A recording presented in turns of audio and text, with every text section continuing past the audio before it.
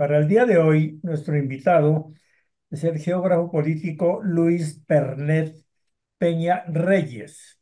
Se trata de un investigador y docente de la Universidad Friedrich Schiller de Jena, de otras universidades europeas, la mayoría alemanas, como la Friedrich Schiller, ya lo dije, de Jena, la Eichstätt Ecole Stadt de Alemania también. Ha tenido varios cargos colaterales con su línea de investigación, como por ejemplo ha estado liderando eh, el Centro de Investigación para Estudios de Conflicto Socioespacial Latinoamericano. Ha sido docente de la Universidad de Antioquia, y en Colombia, la Universidad Externado, y de la Universidad Pedagógica Tecnológica de Colombia. Su línea de investigación principal, entre otras, tiene que ver con el conflicto socioespacial. Entonces, pues muy bienvenido a esta conferencia. Estamos gustosos de tenerlo entre nosotros y tendrá usted más o menos 35 minutos para su conferencia y luego tendremos un espacio de preguntas. Con eso completaremos una hora. Si nos pasamos no hay problema, pero la idea es no pasarnos. Bienvenidos a todas las personas que nos acompañan. Como siempre, tenemos personas del exterior. Vamos a ver ahora en el chat, vamos a tener personas de Argentina, de Perú, de México y de otros países. Así que muy bienvenido a la Sociedad Geográfica de Colombia, Luis Bernet Peña Reyes. Adelante. Muchas gracias, doctor Cadena. Una pequeña corrección en mi filiación actual. Yo soy profesor e investigador de la Universidad Católica de Eichstätt-Ingolstadt. Esa es y coordinador del Centro de Estudios Latinoamericanos de la misma universidad. Eso queda en Alemania. Sí, señor. Claro. Bueno, Listo. muchas gracias. Bueno, voy a abrir aquí mi presentación. Ustedes me dirán qué ven. Voy a ponerla aquí. Listo. Por favor, confírmenme que están viendo en esta pantalla. Si están viendo solamente la presentación, no ven como un recuadro al lado. No, señor, se está viendo la presentación, la diapositiva únicamente. Perfecto, bueno. Entonces, bien, voy a empezar por agradecerles la invitación. Esta invitación, pues para mí es un honor y tiene mucho sentido, pues en la medida que ya dentro de muy poco, del 27 al 1 de noviembre, vamos a tener una conferencia sobre geografías de la paz, que ha sido un tema en el que he estado metido mucho tiempo. La conferencia va a ser en Santa Marta. Y yo pensé sobre todo la conferencia para contar un poco qué se hace sobre geografías de la paz en el norte global y compararlo con lo que se hace en Colombia. Entonces, esa es como mi perspectiva. Va a salir un artículo que todavía no he terminado con respecto a esta temática, porque sí me parece que hace falta a los colombianos, a la gente latinoamericana, contarles qué es lo que hacen los geógrafos y geógrafas o la gente que trabaja sobre las geografías de la paz en el norte y la gente y contarles del otro lado a la gente que trabaja en Estados Unidos, en Europa, los temas de geografía de la paz, qué es lo que se hace en Colombia. ¿No? Entonces, aquí, pues básicamente lo que les decía, estas dos tradiciones tienen algunos elementos comunes, pero a lo largo de esta presentación, pues quiero que eh, miremos en qué se distinguen, cuáles son sus agendas de investigación y, por supuesto, qué complementariedades existen, ¿no? Entonces, Una cosa muy importante, voy a empezar, digamos que voy a abordar esos dos temas fundamentalmente, la exposición de las geografías de la paz en el norte global y después lo que se hace en Colombia. Yo lo llamo lo que se hace en Colombia la geografía política indisciplinada. Les dejo el nombre por el momento. Geografía política indisciplinada de la paz, y pues les voy a contar después por qué la llamo así. Eh, bueno, empiezo por contarles un poco lo que se hace o lo que está dentro de este concepto de geografías de la paz en el norte global, ¿no? Lo primero que hay que entender es que hay dos vertientes que dialogan, comparten bastantes conferencias, publican conjuntamente, tienen revistas, ¿no? Pero se distinguen porque unas vienen de la geografía política crítica y otras vienen de las relaciones internacionales y los estudios de paz, ¿no? Digamos que por un lado está la geografía política crítica que busca reformular su camino militarista, ¿sí? Y es una geografía, las geografías de la paz, la geografía política crítica de la paz, es sobre todo una geografía que ha estado inspirada por la geografía marxista, el postestructuralismo, el feminismo, la geografía feminista, la geografía decolonial, y yo lo llamo, yo digo que la geografía política de la paz es sobre todo o hace parte de lo que podríamos llamar si necesitaban ampliación sobre eso, sobre una geografía de la diferencia, esas geografías que ponen el acento sobre las prácticas, los sujetos diversamente constituidos, que ponen el acento sobre la interseccionalidad aplicado a una agenda pro paz de la geografía política. ¿Sí? Me meto un poco con esto. Después voy a explicarles el giro espacial en las relaciones internacionales y los estudios de paz, ¿no? Pero para mí es importante que sepan que cuando se habla de geografía de la paz en el norte global están esas dos vertientes que, como les digo, dialogan mucho, ¿no? Y cuando los geógrafos y geógrafas de la paz hablan de geografía crítica de la paz, normalmente sugieren estos hitos, estos cuatro hitos en el desarrollo de su pensamiento, la composición de su agenda, ¿no?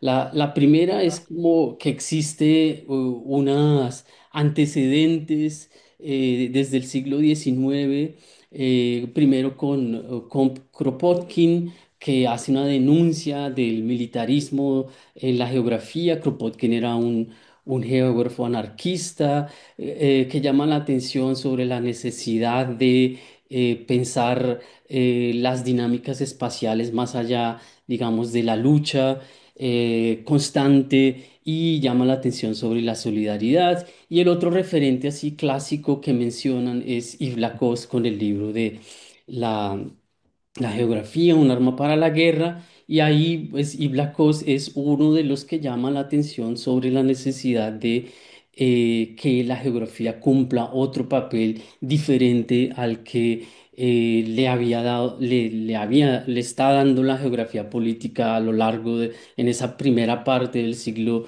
XX, que es el de ser un arma para la guerra, ¿no? De construir, servir para construir estrategias geopolíticas.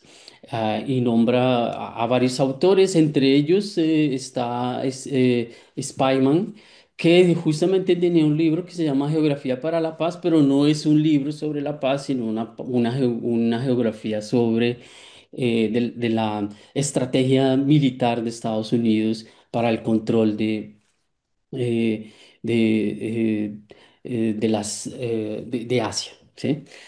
Otro segundo momento que se menciona es el de la publicación del libro Las geografías de la paz y la guerra de Pepper y Jenkins, que es la primera ontología donde realmente se evita o se habla sobre la necesidad de tener una geografía que detenga la carrera armamentista y que diga, que haga propuestas concretas en contra de la posibilidad de una guerra atómica, ¿no? Pero este libro es como, es una de las primeras antologías, hay varias antologías que van a seguir apareciendo casi con el mismo título, pero esta es como la primera en 1985 y digamos que no hace mucho desarrollo conceptual.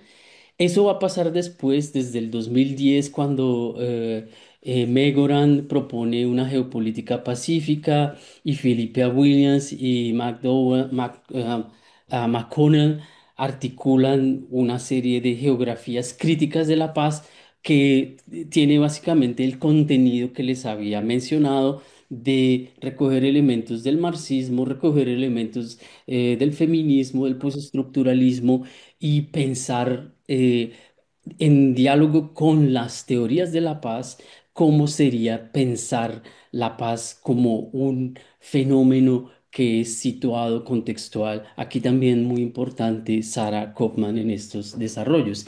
Y en el presente, desde el presente a la actualidad, hay dos libros. Si se dan cuenta, hay muchos libros con esos casi nombres parecidos. Geografías de la Paz de McDowell también. Y Ajá. geografías, uno que salió recientemente que se llama Haciendo Geografías de la Paz y el Conflicto de Colin Flynn y Dempsey. Y estos son libros donde ya uno encuentra mucha coherencia sobre los conceptos que se manejan, etcétera. Paso muy rápido, perdón que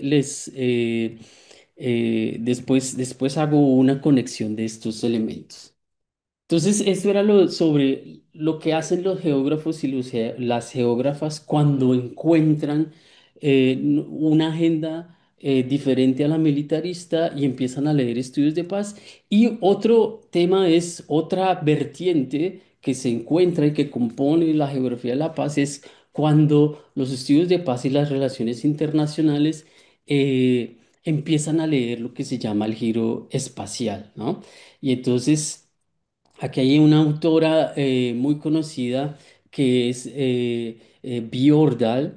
Ella ha desarrollado, tiene varios libros donde pues, desarrolla la importancia de espacializar la paz. Ella viene de las relaciones internacionales y entonces descubre el giro espacial, que básicamente es descubrir a Foucault, a Edward Soja, a Henri Lefebvre, a Dorin Massey, ¿no? Y descubrir pues esas categorías que, claro, para los geógrafos son ya bastante conocidas y se consolida, digamos, desde la actualidad, desde el 2022 hasta la actualidad, hay una consolidación que tiene que ver con la incorporación de unos conceptos como prácticas espaciales, dinámicas espaciales y formaciones espaciales de la paz, ¿no? Los invito, yo en el artículo que va a salir, voy a poner, va a estar la bibliografía sobre esto. Una cosa interesante, pues, como de decir aquí, es que los estudios de paz y las relaciones internacionales no descubren toda la geografía, ¿no? O sea, solo descubren la geografía marxista y la geografía postestructuralista. No descubren que hay otros enfoques de geografía, no sé, la fenomenológica, la geografía regional, etcétera. Descubren solamente una porción de la geografía y hay un elemento ahí muy importante en lo que ha sido esos estudios de paz y de las relaciones internacionales, es que ha pasado por una serie de modas en las que al comienzo todo era espacio, y después todo era lugar y después era todo territorio, ahora es redes, ahora es escala. Y ustedes se encuentran en la bibliografía sobre la paz en los estudios las discusiones sobre lo espacial en los estudios de paz y las relaciones internacionales siempre está estas modas, ¿no? Como ahora vamos a hablar de escala, ahora vamos a hablar de redes, ¿cierto? Bueno, solo para mencionar eso. Una cosa interesante, probablemente lo más interesante de la conjunción de estas dos vertientes, es que han mostrado, han incorporado al debate de la geografía, pues visiones diversas sobre la paz, ¿no? Primero, pues se deja de lado esta idea de la paz negativa, de la paz sí, como sinónimo de falta de ausencia de violencia, y se incorporan la paz, la noción de paz positiva, ¿no? Como la presencia de justicia y de la transformación de violencias actuando en lo estructural, ¿no? Y curiosamente es como la versión más leída de lo que significa la paz cuando uno lee los artículos, las tesis sobre la paz. Curiosamente se suele citar sobre todo a Galton, ¿no? Pero se olvidan muchas otras perspectivas. Esas geografías de la paz hablan de paces híbridas, cuando por ejemplo hablan de la manera como la paz se construye con redes que no son, que son locales e internacionales a la vez. Hablan de las paces feministas, de cómo la paz, la violencia y la paz están enraizadas en los cuerpos, y no es lo mismo la violencia, digamos, enraizada en un cuerpo femenino que en un masculino. Hablan de, hay otros enfoques como la paz cotidiana, que es, qué son las cosas que cotidianamente hacen que se posibilite que la gente tenga un sentido de paz, ¿no? eh, Paz agonística, paz ambiental, etcétera, ¿no? O sea, como que lo interesante de todas estas perspectivas es que traen todas estas visiones sobre la paz al debate de la geografía, lo cual es interesante. Y pues por supuesto, pues hay una, en esas geografías de la paz, y les recuerdo, estamos hablando es de la convergencia de lo que se hace en geografía y lo que se hace en los estudios de paz y en las relaciones internacionales para entender la paz. Pues hay unos elementos comunes, es que se suprima la investigación etnográfica, los mapeos comunitarios, la construcción de indicadores locales de paz, el énfasis en la corporalidad y la reflexividad, ¿sí?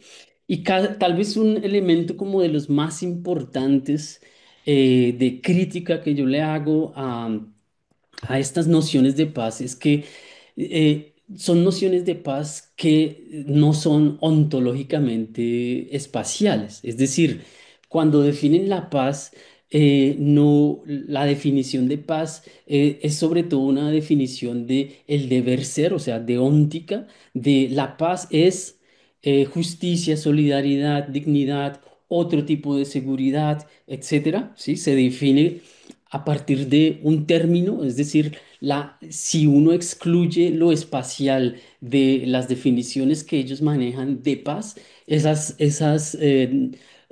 concepciones de paz no colapsan, por decirlo de alguna forma. Entonces, desde el plano ontológico, en esas definiciones de paz y en la producción sobre qué es la paz desde la perspectiva de las geografías de la paz del norte global, pues prima, como les digo, esas visiones universales que no son ontológicamente espaciales. Lo, lo, eh, lo que prima es lo espacial como en el plano fenomenológico, es decir, que la paz es diversa, que la paz se teje en redes, y en el plano metodológico, es decir, que para estudiar la paz hay que tener en cuenta elementos como el paisaje, el lugar, el espacio, elementos teóricos de descripción, pero no elementos de la ontológicamente, o que definan ontológicamente la paz como un fenómeno territorial. Aquí les traigo un como contraste, y ya para empezar a meternos a lo colombiano, un contraejemplo que yo he desarrollado y que en otros, en unos artículos, es un contraejemplo de cómo, qué es una definición ontológicamente territorial. Es la definición de paz que tienen las comunidades negras del Pacífico, antes incluso del Acuerdo de Paz, donde ellos definían, y pónganle atención a esta perspectiva tan interesante, no conocida en el norte global, por ejemplo, de la paz como la restitución de las funciones colectivas del territorio. Aquí se habla de paz en la definición es ontológicamente espacial en el sentido de que si extraemos en este caso lo territorial, la definición de lo que es la paz se colapsa, ¿no? Entonces, las funciones colectivas del territorio son para la producción sostenible, la afirmación identitaria, el arraigo, seguridades comunitarias, disfrute, creatividad, espiritualidad. A mí me parece que este es un buen ejemplo, no leído por el norte global, de cómo tener un concepto realmente geográfico de la paz, ¿no? Y no solamente usar la geografía como como metodología. Yo desarrollo eso en otro texto, que es el texto en el que hablo de que la paz es la conjunción de la imaginación moral e imaginación geográfica. Tal vez algunos de ustedes lo conocen, ahora no lo voy a mencionar porque veo que el tiempo pasa. Y quiero entonces pasar a rápidamente esto que les acabo de contar, pues es el contexto de las discusiones de la geografía del norte global, ¿no?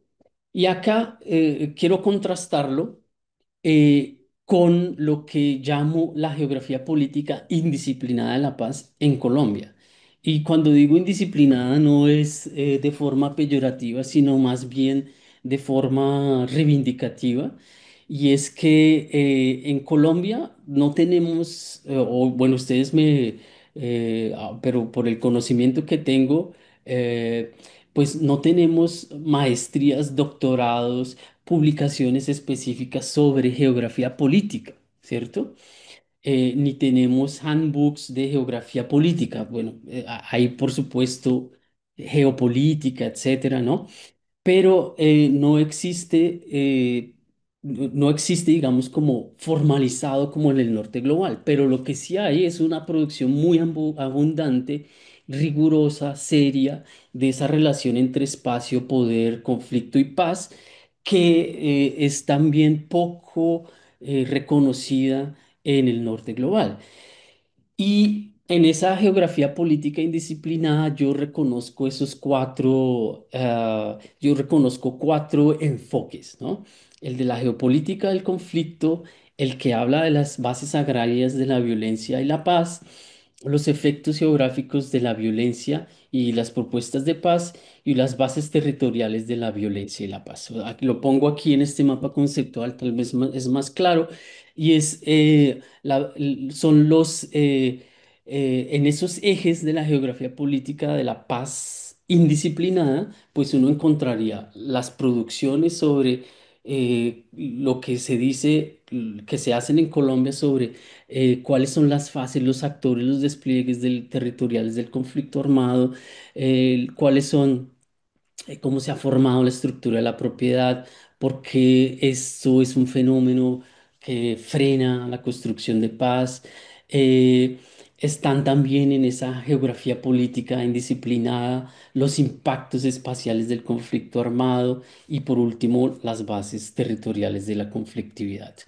Esto, como les digo, ese estado del arte, esta producción es muy poco conocida en el norte global y mi punto va a ser, voy a insistir en eso al final, es de las lecciones que salen de esta producción colombiana sobre esa relación entre espacio, poder, conflicto y paz, se podría aprender mucho para las teorías de la paz en el norte global, ¿no? Entonces, voy a pasar muy rápido porque ustedes lo conocen demasiado, pero voy a decirles que, pues, la geopolítica del conflicto armado son todos estos textos, tesis, libros. Ahora, por ejemplo, me viene a la mente el texto de Luis Gabriel Salas. eh, que hablan sobre cómo se da la presencia, el análisis de la presencia territorial de los actores armados, los patrones de violencia, el papel del narcotráfico, todas esas fases en las que se ha desarrollado el conflicto armado, en donde se ha intensificado. Bueno, y la producción sobre esto es enorme. Alejandro Reyes, Ariel Ávila, no son geógrafos, pero tienen claramente una visión de la importancia de lo espacial, ¿no? Y eso, por eso digo que existe una geografía política indisciplinada. Eso ha servido, por ejemplo, esa geografía, esa geopolítica del conflicto ha sido muy importante para definir los municipios PEDETs, porque son los municipios donde se ha arraigado más la violencia y esa geopolítica tiene mucho que ver con la definición de los PEDETs, ¿no? Eh, Otro segundo elemento de esa geografía política indisciplinada de la paz es toda la discusión es también enorme sobre la reforma agraria como base para la construcción de la paz, ¿no? O sea, toda la bibliografía sobre las desigualdades estructurales de la tierra y que entiende, digamos, o que hace que se interprete el acuerdo de paz y presione, digamos, para que el acuerdo de paz sea también un acuerdo que tenga como uno de sus pilares fundamentales una reforma rural integral. Si toda esa producción de la geografía política indisciplinada en torno a qué, cuáles son los problemas del campo, sin todo el trabajo de Darío Fajardo, por ejemplo, para nombrar solo uno, eh, no se podría entender por qué este acuerdo de paz tiene como uno de sus pilares la reforma rural integral, ¿no? El acuerdo de paz colombiano, ¿no? Y que se expresa en los pilares de la reforma rural que están puestos aquí. Bueno, no voy a pasar rápido por esto. Entonces, vamos en esa geografía política indisciplinada, vimos que existen unos enfoques sobre la geopolítica del conflicto armado, otra, la de las bases rurales o los temas relacionados con la reforma agraria y la construcción de paz. Y hay otro núcleo de trabajos que yo lo encuentro muchísimo en las tesis, eh, en los centros de investigaciones. eh, no solamente de geografía, sino de los que trabajan el conflicto armado en Colombia, es el análisis de los conflictos espaciales y ambientales, ¿no? Y lo interesante de este núcleo de discusiones es cómo en Colombia se ha logrado construir un conocimiento muy articulado sobre cómo el conflicto armado promueve unas transformaciones espaciales en la geografía económica de los lugares, en los sentidos del lugar, en los conflictos ambientales y cómo y en las relaciones con la naturaleza y cómo eso deriva en unos conflictos geográficos y eso complejiza al mismo tiempo el conflicto armado. Eso es como lo que me parece súper interesante de toda esa producción que uno encuentra en Colombia con respecto a esta temática de los conflictos espaciales, ¿no? ¿Qué tipo de conflictos? Los que uno encuentra es sobre todo los análisis de la geografía económica, los análisis del sentido del lugar, de las transformaciones que produce el conflicto en el sentido del lugar y en el medio ambiente, ¿no? Es decir, cuando hablamos de geografía económica, hay una cantidad de trabajos que hablan sobre la lógica espacial de la acumulación capitalista en Colombia, cómo se expresa eso en el despojo, en el acaparamiento, en el desplazamiento, cómo participan las economías ilegales en esas transformaciones de la geografía económica de las regiones. Hay muchos trabajos que hablan sobre cómo tal vez no usan necesariamente la terminología espacial, pero insisten en cómo la violencia tiene que ver con el desarraigo, con la pérdida de sentido del lugar, con la manera en la que la guerra lo que produce es una cantidad de topofobias, toponegligencias. Y por supuesto todo el tema de la afectación de la guerra y de la afectación de las lógicas espaciales violentas de la acumulación en el medio ambiente, ¿no? Y eso es muy interesante en la medida en que esas reflexiones son muy interesantes para el diálogo con las teorías de la paz, porque las teorías de la paz desconocen como es estas tres dimensiones, ¿no? Que es decir, eh, por ejemplo, los que hablan sobre geografía económica están postulando que la espacialidad de la paz se ve como justicia socioespacial, ¿cierto? Los trabajos que hablan sobre las transformaciones negativas en el sentido del lugar que produce la violencia, lo que están hablando es de las infraestructuras locales de paz o las paces cotidianas, ¿sí? Y los que hablan sobre los conflictos ambientales, lo que postulan es que la paz tiene que ver con justicia ambiental. Estas cosas son muy interesantes porque, como les digo, y cuando yo pensé en articular esta exposición, no solamente para el público colombiano, sino para la gente, digamos, del norte global que reconozca estos aportes tan importantes que se hacen desde Colombia, ¿no? Entonces, aquí entramos con el cuarto elemento de esa geografía política indisciplinada. El primero era la geopolítica del conflicto armado, la segunda era el tema rural, la tercera son los efectos del conflicto y ese bucle que complejiza las conflictividades y el tercero es la relación entre la formación territorial del Estado y el conflicto armado, ¿sí? Y ahí hay varias posturas, ese es un tema también muy complejo, en el sentido de que hay varias perspectivas sobre esa relación, ¿no? De cómo se entiende la manera como funciona el Estado y la relación que tiene con el conflicto y la construcción de paz. Y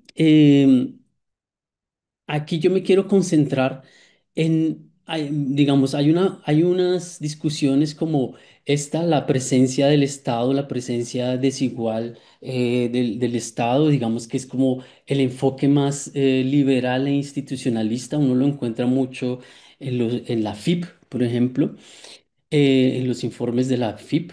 Este, el de las élites, tierra y formación del Estado lo encuentra uno mucho en el CINEP, en la producción del CINEP.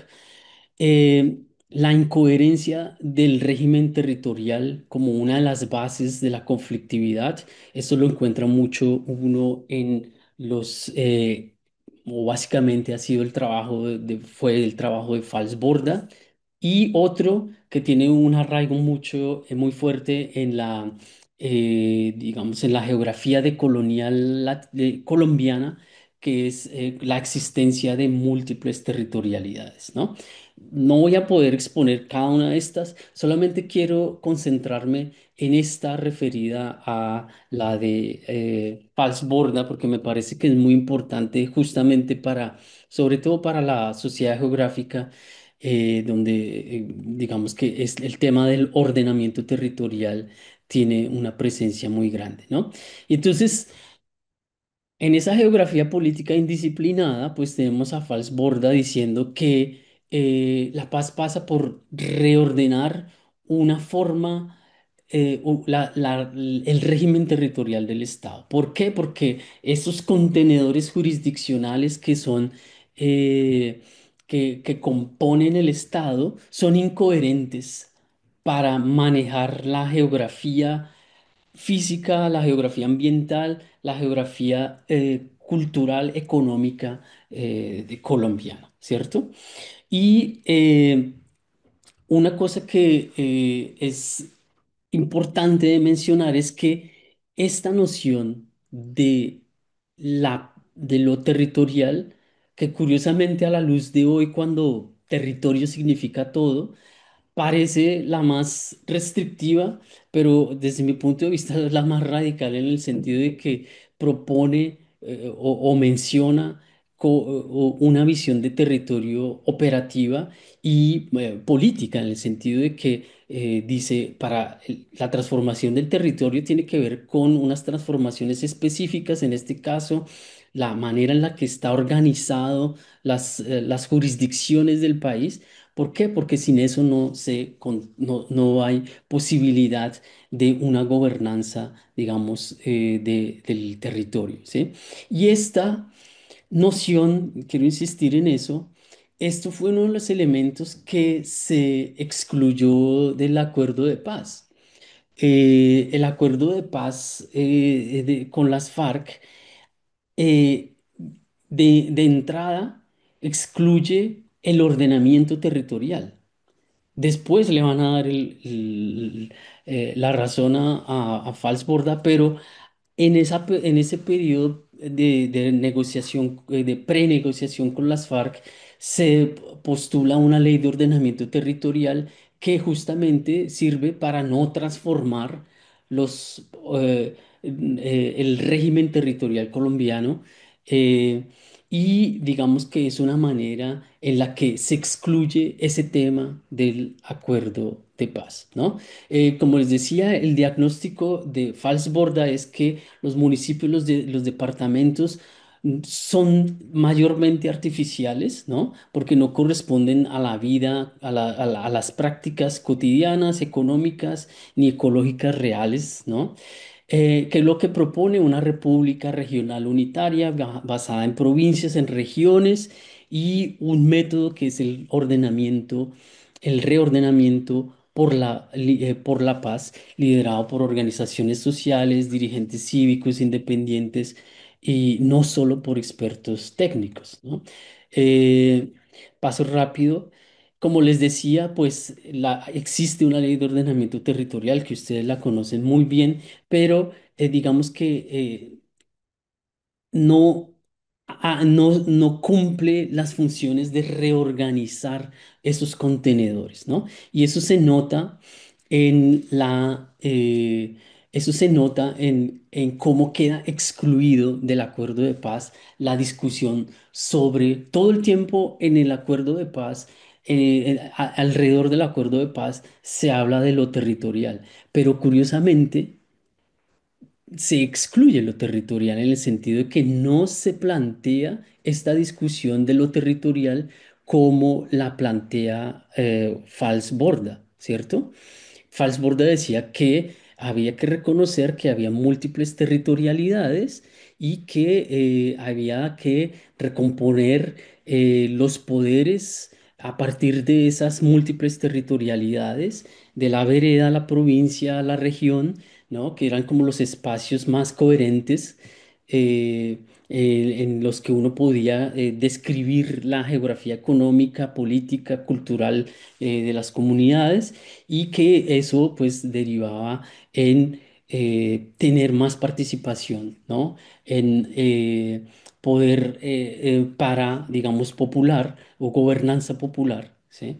Y como les decía, toda la discusión sobre el acuerdo de paz curiosamente excluye esta discusión. Es como hablamos todo el tiempo del territorio, pero esta discusión que es más radical, aparentemente más sencilla en el sentido de que Falsborda cuando está hablando de territorio, está hablando de que el territorio son, claro, pensado, imaginado, vivido, sentido, pero él sabe que cuando habla de territorio y de ordenamiento territorial, de ley orgánica de ordenamiento territorial, está pensando en transformar esos contenedores jurisdiccionales, contenedores político-administrativos. Y eso pues no está en el acuerdo de paz, ¿no? Lo paradójico es que en la implementación del acuerdo pues se reivindica a Falsborda en el sentido de que se tienen que construir PEDETs, ¿no? Se tienen que construir pactos municipales. Y, por ejemplo, recientemente con las discusiones sobre paz total, eh, eh, eh, González Pozo, él hablaba de cómo había que construir acuerdos locales de paz o regiones de paz, ¿no? O sea, en últimas le dan la razón a Falsborda para argumentar que la paz sin esa transformación territorial no es posible. Y lo digo porque en los operadores o mucha gente que está en el sector paz en Colombia, eh, pues territorio está presente en cada frase que se menciona, ¿no? Pero justamente es como un término que puede ser sinónimo de tantas cosas que realmente se pierde un elemento muy importante y muy potente de la discusión territorial, que es toda esta que Falsborda estaba mencionando. Una cosa que diría yo de esos cuatro enfoques vuelvo aquí rápido para que los tengan en mente, de esos cuatro enfoques de la geografía política indisciplinada de la paz en Colombia, es que esos enfoques son muy buenos discutiendo la conflictividad, pero dialogan muy poco con las concepciones de paz. Una cosa que a mí me gustaría más y que se echa mucho falta, digamos, en las discusiones es que la gente que trabaja geografía política de la paz en Colombia, entendido en estos términos de geografía política indisciplinada, conoce muy poco las discusiones sobre paz, o sea, se quedan en Galtung, a veces mencionan a Jean-Paul Lederac, pero realmente es muy poca el conocimiento que hace falta, que se tiene en esa geografía política indisciplinada de las teorías de la paz y que es necesario pues que sigamos, sigamos profundizando. Termino con una cosa que es muy importante mencionar. Vimos esas geografías del norte global y vimos estas geografías de la paz del norte global y vimos estas geografías indisciplinadas de Colombia, geografías políticas indisciplinadas en Colombia, ¿no? Y curiosamente, en el acuerdo de paz uno encuentra todo eso. El acuerdo de paz, por si no lo saben, porque, digamos, criticamos mucho el acuerdo de paz, pero comparado al acuerdo de paz colombiano con otros acuerdos de paz, el acuerdo de paz colombiano es sin duda el acuerdo de paz más complejo del mundo. eh, porque normalmente un acuerdo de paz tiene que ver con desmovilización, reintegración, dejación de armas, ¿no? Y en algunos casos reforma al sector seguridad. Pero en Colombia el acuerdo de paz tiene múltiples componentes, ¿no? Que es,